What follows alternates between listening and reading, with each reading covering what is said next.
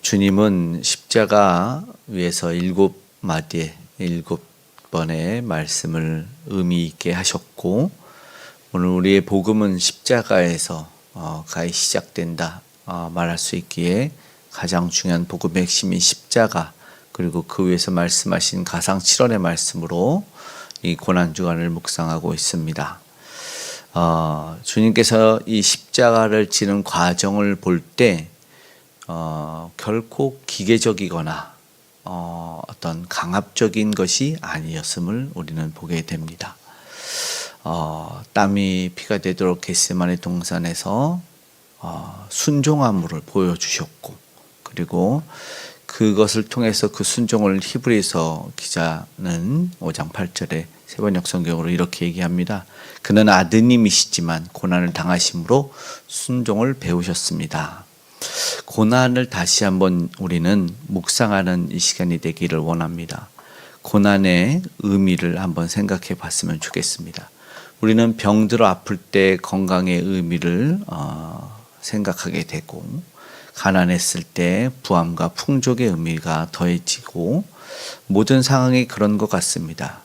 어떤 어려움이 있을 때 기존에 있었던 것에 감사가 넘치는, 그리고 비로소 그 의미를 알게 되고, 그렇다면 그 의미를 깨달았을 때는 고난과 어려움을 또한 의미 있게 감당할 수 있다는 것이죠. 우리가 아는 네 번째 앞전의 말씀은 엘리 엘리 라마 사박단이었어요. 그 물음은, 그 외침은 왜냐는 것이었죠. 이유. 그런데 본문에 내가 목마르다라고 말하는 것은 그 고난에 있는 의미를 이야기하는 것입니다. 고난의 의미로 나아갈 수 있는 것이죠. 이유를 묻는 것은 과거를 묻는 것이고, 의미를 따지는 것은 현재를 위함이고, 목적은 미래를 캐묻는다라고 말합니다. 뒤를 돌아보고 있는지, 주위를 둘러보고 있는지, 앞을 내다보고 있는지, 중요한 것은 그러므로 말미암아 결국은 실천하기 위함이라는 것을 우리는 생각하길 원합니다.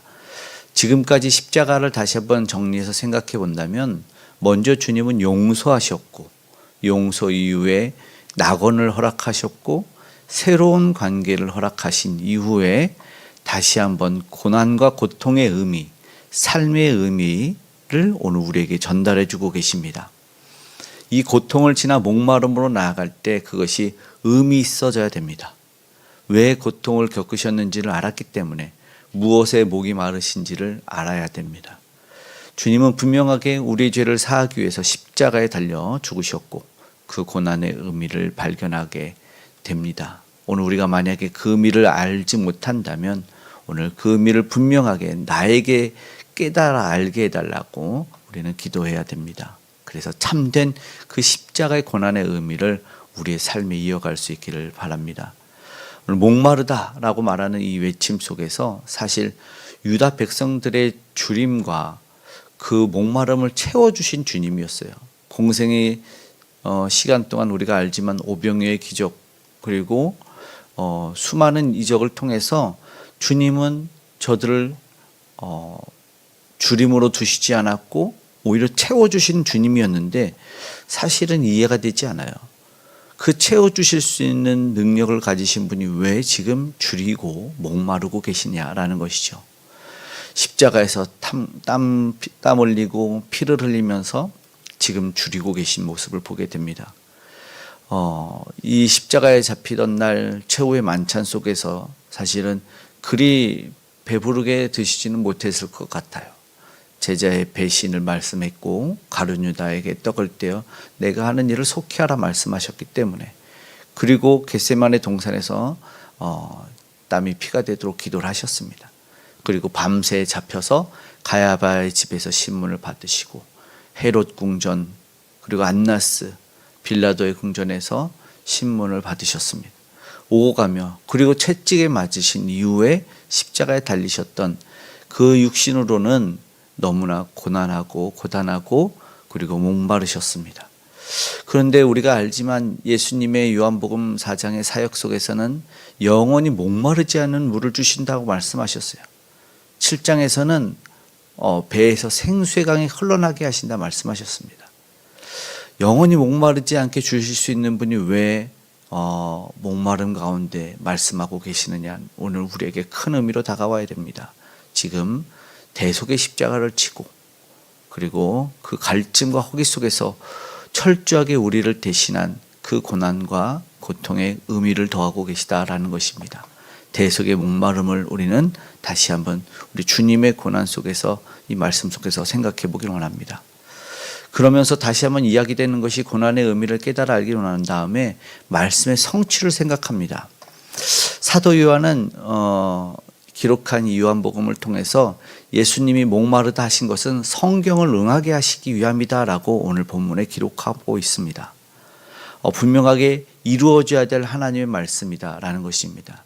우리 예수님은요, 성경에 기록된 대로 오셨고 성경에 기록된 대로 태어나셨습니다.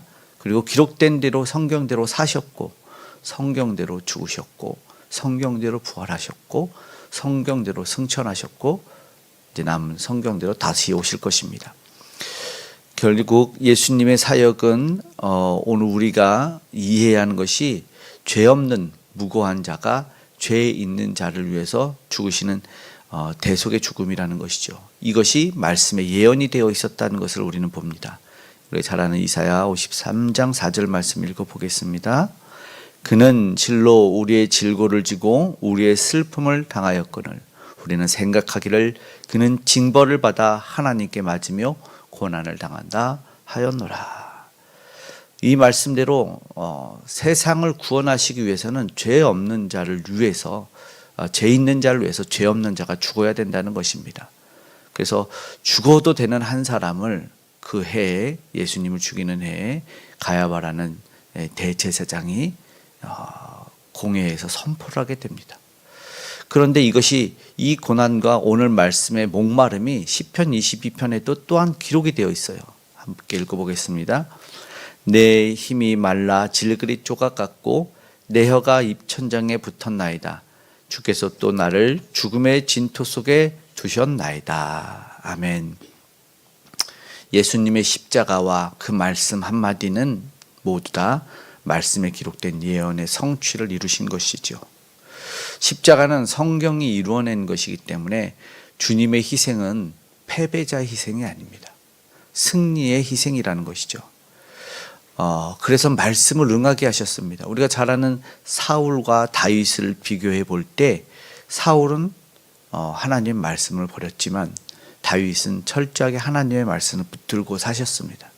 결국 누가 궁극적인 참된 승리를 얻고 존귀함을 받았습니까?